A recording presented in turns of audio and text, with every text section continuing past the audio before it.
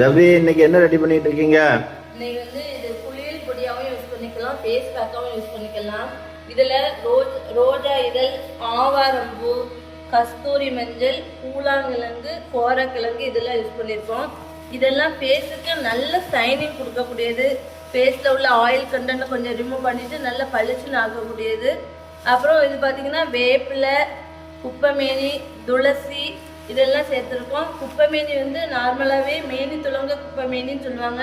அது மாதிரி ஸ்கின் சம்மந்தமாக என்ன டிசீஸ் இருந்தாலும் அதை ரிமூவ் பண்ணக்கூடியது குப்பைமேனி.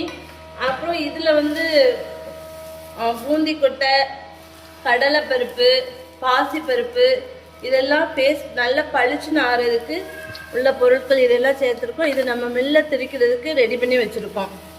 இது எல்லாமே நேச்சுரலாக உள்ள ஐட்டங்கள் தானே? இது எல்லாமே ஹெர்பல் ப்ராடக்ட் தான். நலுங்கு மாவு நாளைக்கு ரெடி ஆயிடும். நீங்கள் நம்ம மில்லில் திரிக்க கொடுக்கறதுக்கு தான் இது ரெடி பண்ணிட்டு இருக்கோம். நாளைக்கு பேக்கிங் ஆயிரும்.